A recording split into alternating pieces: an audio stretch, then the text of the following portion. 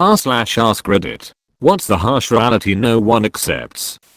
Very late, but sometimes you are the problem in a relationship. And if people keep on leaving you, it may well be your fault.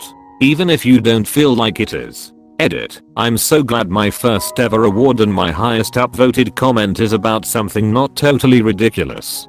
Thanks guys. Yes, a lot of yes. People fantasize about finding the one, but a relationship is 50% finding the right person, and 50% being the right person.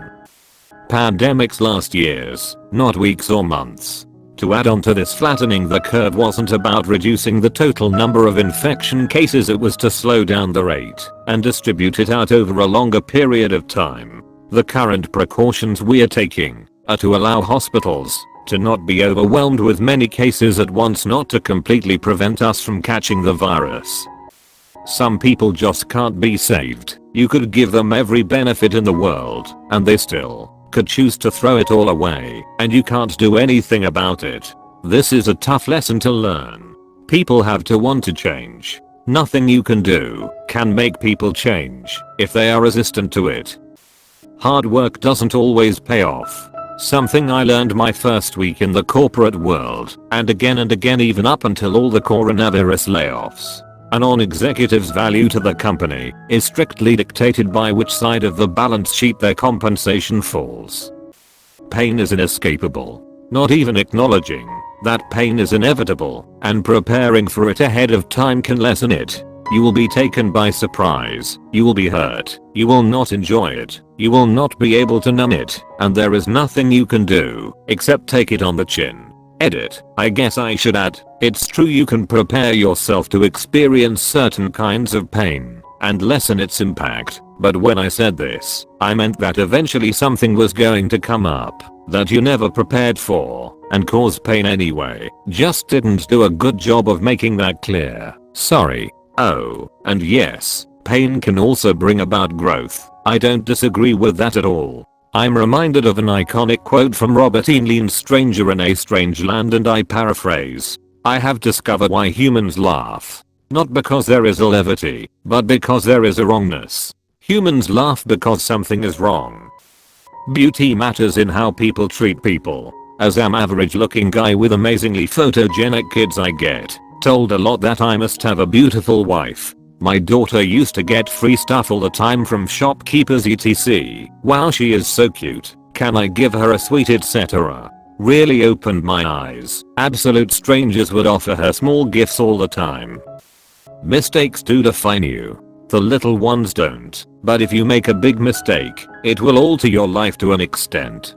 Saying that they don't matter is a lie that will prevent you from diagnosing life problems later down the line. This is something I wrestle with a lot in terms of my recovery from alcoholism. I quit young, at 24, and have been sober 7 years without relapse. Despite that accomplishment, I have alcoholic neuropathy, nerve damage, that will never go away, no matter how long I'm sober. Very few people truly accept their mortality, and most of the time when it truly sinks in, people get scared and want to avoid it. Shit keeps me up at night sometimes with a dread swelling in my stomach. Edit. And just like that, my fears have become my most upvoted post. This world. Bad things will happen to you for no reason. I always liked the Star Trek quote, it is possible to commit no mistakes and still lose. That is not a weakness. That is life. For that reason, some things just happen and that's the way it is. You don't always keep the good friends you meet. But that doesn't mean you can't make more later on down the road. Edit. Thanks for my very first platinum, gold and the silver. You guys are awesome. From the BoJack Horseman finale, and something I've realized and made peace with. I think there are people that help you become the person that you end up being, and you can be grateful for them, even if they were never meant to be in your life forever. Nobody is truly selfless, and that's okay. There's a guy named Robin Hanson who's an interesting thinker, and he's co-authored a book called The Elephant in the Brain about the hidden motives in our daily lives. The book says exactly what you say, but Hanson doesn't seem to find that depressing or disheartening. As far as I remember, he put it like this. Humans don't look that bad when compared to other animals. The only way we look bad is when we compare ourselves to the angels we pretend to be.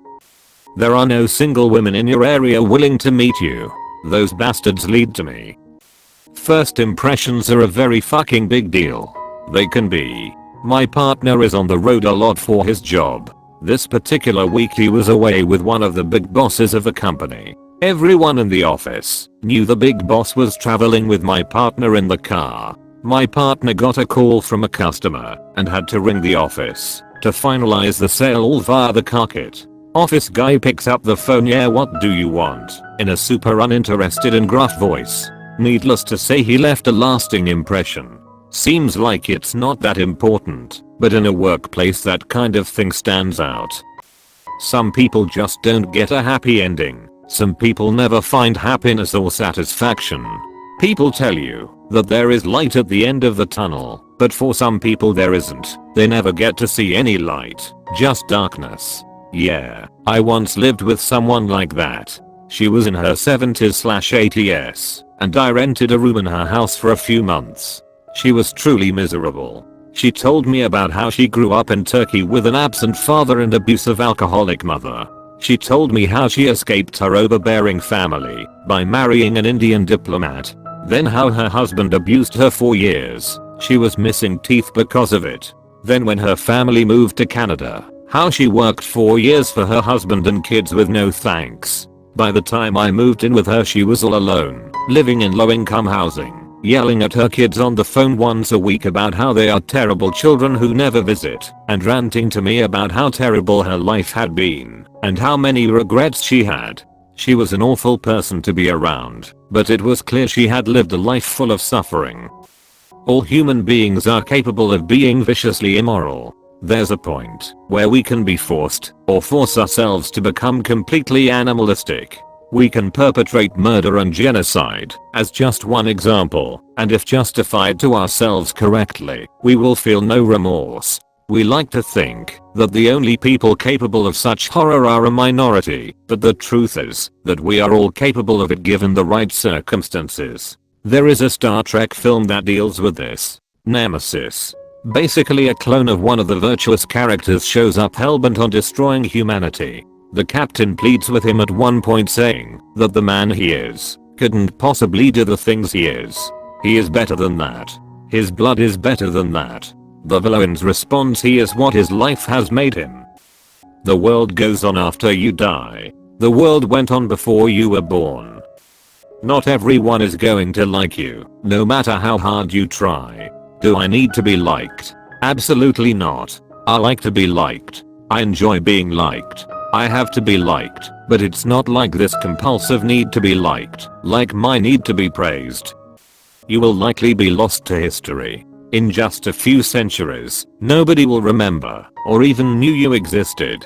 Sad, I know, but you just have to accept it. Just make sure to dab or do a handstand or something dumb when a volcano goes off, to give archaeologists a good laugh a couple hundred or so years later.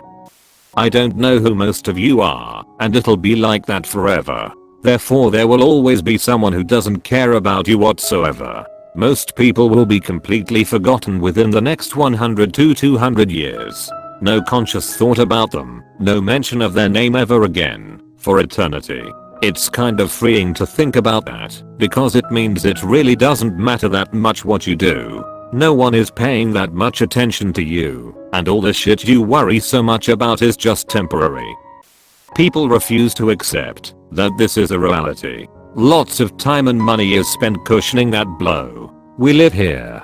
We live now. Best get used to it.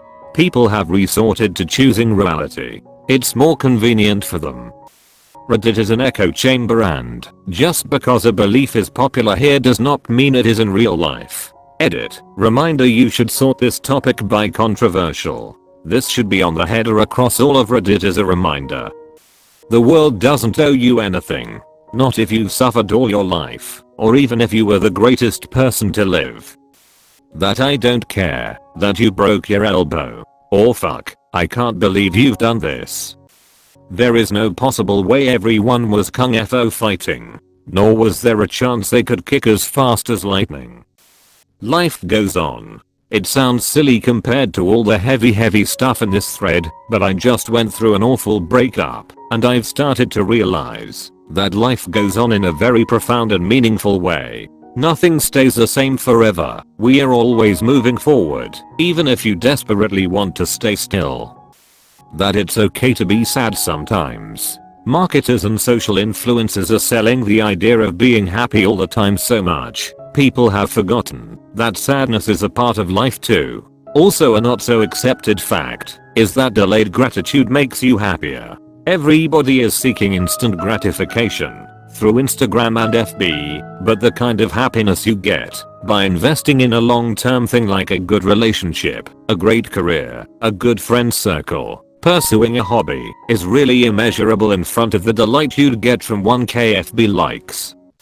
There is no meaning of life. Rather, you make your own meaning. We're all going to be forgotten someday, even the most famous of us, so just do what makes you happy and feel fulfilled.